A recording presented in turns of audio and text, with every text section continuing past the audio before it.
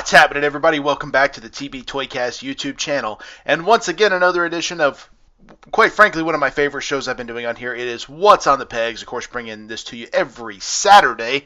And it is episode 18. 18 weeks now I've been bringing this to you. Hope you guys are enjoying it. It's been a lot of fun. And of course, if you're not familiar with the show, What's on the Pegs is all about what I'm finding literally out there on the pegs, what I'm finding in my toy hunts. And as always, let me know what you are finding. Drop it in the comments down below or send me pictures at TB Toycast and let me know what you're finding, especially if it's something different or unique. I'm all about that, of course. We start off this week with a old school favorite, one you'll probably see if you hit a vintage toy shop, and that is from the Wildcats line. It is Pike. These have always been really cool figures. I've always liked the Wildcats comic, of course, covert action teams. If you're not familiar with the Image Comics, kind of essentially a bunch of artists felt like they were being wronged over at Marvel, and I think even some at DC, and they formed their own company called Image Comics, where whatever you created, you owned, under the Image brand, of course. And Jim Lee, who a lot of people remember from his run on X-Men and kind of the costumes he created, or what most of us remember from X-Men, came up with Wildcats. Now, very, very cool. I think Wildcats is now a part of DC Comics, because I do know they've made a grifter in the DC Multiverse line. But I'd like to see more of the characters. That's kind of a thing where they haven't done that, and it kind of sucks because, McFarlane's losing the license. So it's like, man, I wish they would have gotten around to making all these characters. But one of those things, it is what it is. But Pike here, very cool looking character. And like I said, I've danced around collecting these. I've picked up a couple, but I've never dove all in. At some point, I'd like to, because it's definitely a fun line. And that's why I like vintage toy shops. You run into stuff like this. Speaking of vintage toys, how about the real Ghostbusters? We got Slimer, or the Green Ghost, as he was known as at the time, Winston Zeddemore, one of the, of course, classic Ghostbusters. These are the re-releases that Hasbro put out under the Kenner brand, I don't know, 2 or 3 years ago? It's hard to remember timeline-wise exactly. And, of course, we got Stay Puft in there as well. And I believe that is, the other Ghostbuster, I can't think of his name. The one Bill Murray played. And, I always thought these were cool. I had a few of these as a kid. I remember having the more extreme ones that did like he put his feet together and his head would pop out of his helmet and stuff like that. I always thought these were cool. These are fun. It just was one of those where I'm like, I don't feel like I need these. And as cool as they are, I couldn't bring myself to collecting them. But it is cool to see them. Peter Venkman. That was Bill Murray's character's name. How did I forget that? But, one of those things. Very, very cool stuff. Like I said, not one I collect today, but I do enjoy Ghostbusters. And I know Mondo is doing a 1/12 scale Ghostbusters line that looks really good. But again, with Mondo, it's not cheap, so it's not something I've dove into. I had to get a picture of these because these were so interesting back in the day. It seemed like a home run of a line, but man, the execution was just absolutely horrendous. It was from Playmates Toys. It was the Teenage Mutant Ninja Turtles and a Cobra Kai crossover. We have Leonardo and Miguel Diaz from, of course, the new Cobra Kai show, which is just absolutely fantastic. And, okay, again, there's so many things about this that just don't work. Leonardo does not have his classic colors. What is up with that? They're wearing gis. That's also unique. And Miguel, the figure actually looks pretty decent, but they are so completely out of scale to the turtle. So it's just like, it was one of those where everyone's like, what is this? And no one really bought them. As popular as Cobra Kai was, as cool as the Ninja Turtles have always been, this was just a letdown of epic proportions. Could have been cool, just didn't work out. It's kind of weird because they also did Hasbro did a Cobra Kai Power Rangers crossover. Again, kind of cool, but overall a letdown. It was really weird, some of the stuff they did. So at some point, I hope they give us a really good line of Cobra Kai figures because it would be kind of cool. X-Men Steel Mutants, these were always fun. Of course, these came out from Toy Biz way back in the day. And you see we got a few different ones there, but we got Cyclops versus Mr. Sinister. We got, it says Civilian Wolverine, but we know him as Logan and the Silver Samurai. It looks like these do have articulation, but they were like steel, die-cast metal. And I don't know if they're actually steel. It says die-cast metal, but these were always really, really cool, and they look very similar to the actual Toy Biz figures. Never hated these. I thought these were a fun idea. $14 to take these sets home if you so desire. I believe they also did some Spider-Man ones in this style as well. While cool, it's hard for me to dive into these. I much prefer just the classic, 4 to 5 inch scale action figures. But Again, something different. 2-packs are always fun. It's unique, it's different. Maybe not the best thing in the world, but it is kind of cool. So your mileage may vary a little bit on something like this.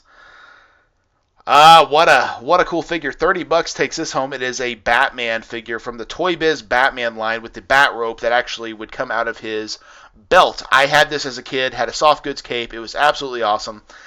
And these went with the other gold card figures. Of course, this is based more on the Batman movie, as you can see the Batman logo there on the card. But it went with the DC superheroes line of like Lex Luthor, the Joker, Green Lantern, etc. So these were always cool. $30 takes us home. Mint on card, that's really not a bad deal to me. There's something about this style of Batman that just hits me in the feels. And I don't know if it's that logo or that gold color, but it really takes me back. So seeing stuff like that is always really cool.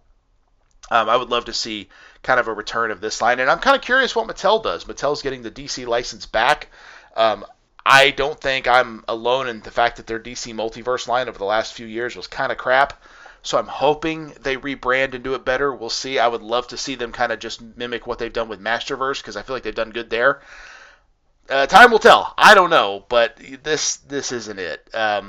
With what they've done the last few years, of course, before McFarlane took over. So maybe some retro stuff like this, some retro carded stuff with modern articulation. Hasbro seems to be doing well with that. We'll be covering a figure in that line here relatively soon. But I guess time will tell, so we shall see. More Kenner Batman here. We got Bane from the Batman and Robin movie. Of course, this was a red pin item from KB Toys way back in the day for $4.99. $22 will take this bad boy home. Actually, not a bad looking figure. If you were collecting Kenner figures, this one would actually be kind of cool. I remember always loving Bane. I thought he was such a fun DC villain.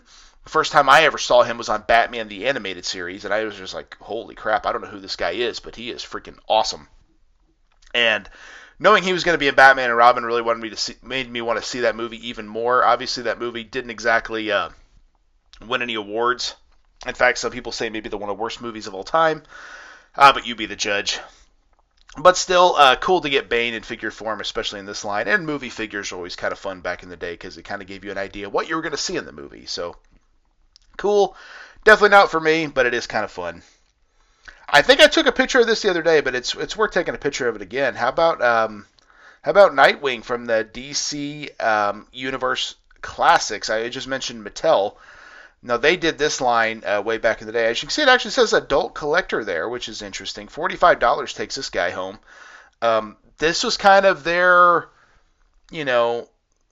going from toys to adult collectors, which I think was kind of a unique thing there at the time. We also got a Stargate figure there. How wild is that? $9? Huh. You never know. But I think the thing is with adult collectors is you have to have something that pulls them in. And while this is really cool, I don't know. I think Mattel's going to have to do something better with DC. Now, Mattel, in my opinion, is a fantastic company. They've done amazing work with the WWE license. They've done really good with Masters of the Universe, and they've done a good job of keeping that alive when it wasn't really hitting at retail by giving us Mattel Creations exclusives and things of that nature, or things that maybe they thought wouldn't sell at retail. So they've done a good job with that. So I'm hoping they've learned their lessons and they make DC better. Now, it sucks if you are like me and you have a pretty massive DC Multiverse collection because it's like, okay, great. What do I do with all these figures now? But I think that's also the interesting part of collecting is it does start over. And you're like, do I start over? Am I into this? Am I not? Who's to say? But like I said, if they kind of go in the route of the Masterverse, which you see a Masterverse Evil in there, I think it might be better. Kind of give it a bigger scale. Plus, you could obviously do He-Man crossover type figures. WWE crossover type figures. There's a lot that they could do, which would be, to me, it would be a lot of fun. Kraven the Hunter, possibly my favorite Spider-Man villain of all time. I don't mind saying that. I do own this figure. $20, not bad. Obviously, this very, very reminiscent of his Toy Biz release. And look at that carding, that classic old school style carding. That hits you in the feels, does it not?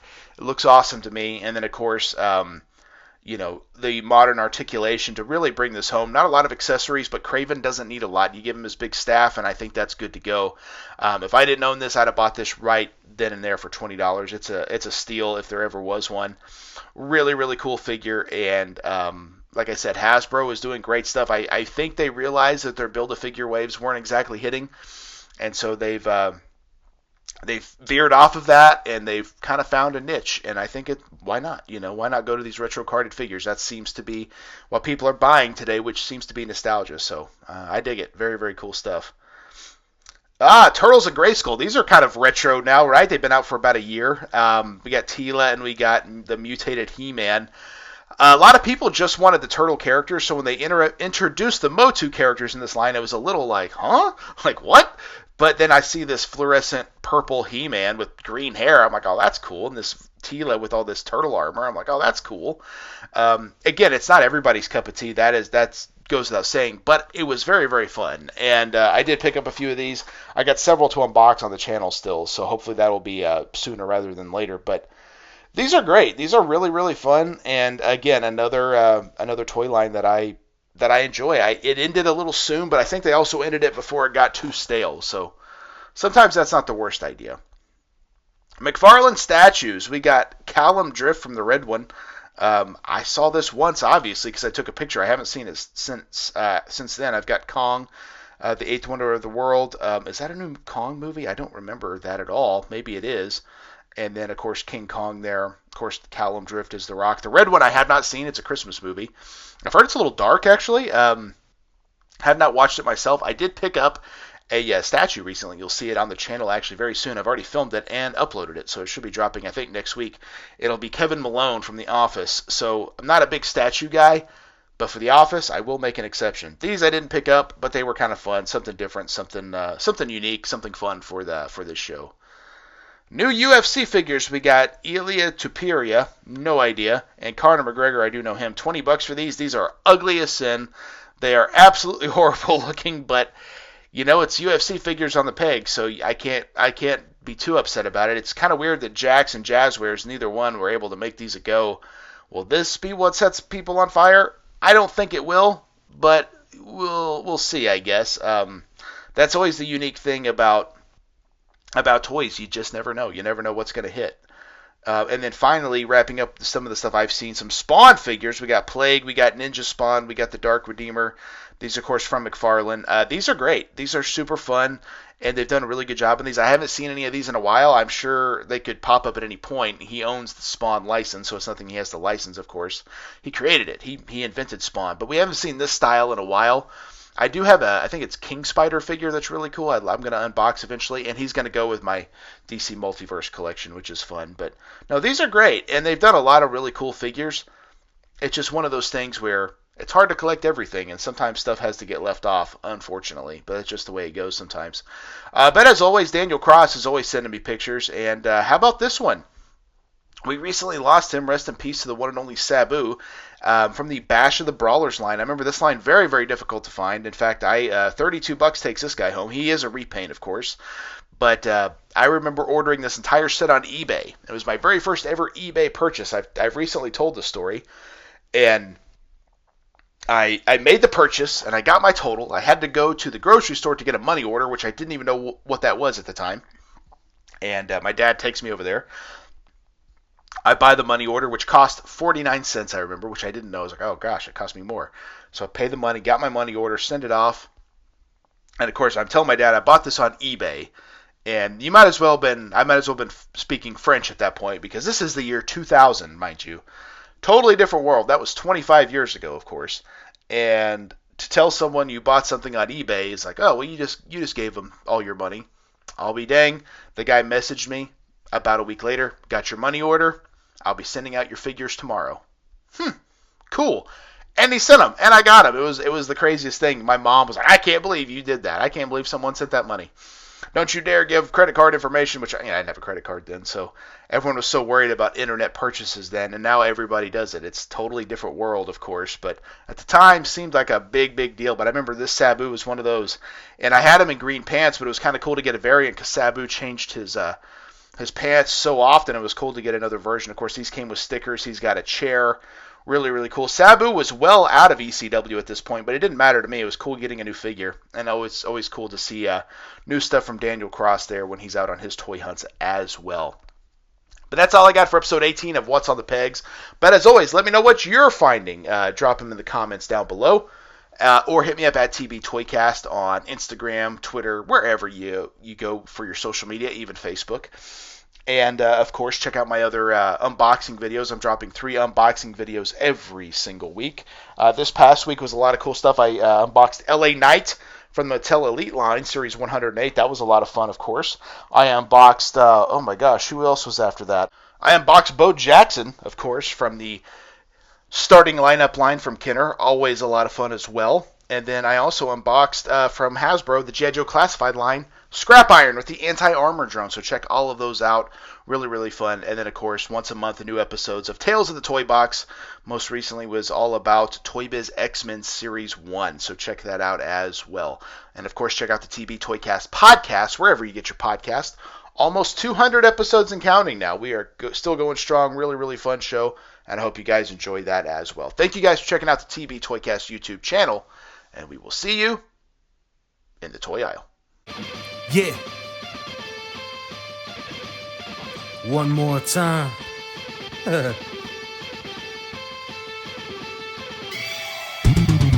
It ain't over till I say it's over. So lock the cage up, cause this is a takeover. The wait's over. If this the final time we meet, then you'll be on your back on my feet. Then I'll tip the cage over as a hangover. I'm super fly so I can splash off the top. And I can shut down the shot.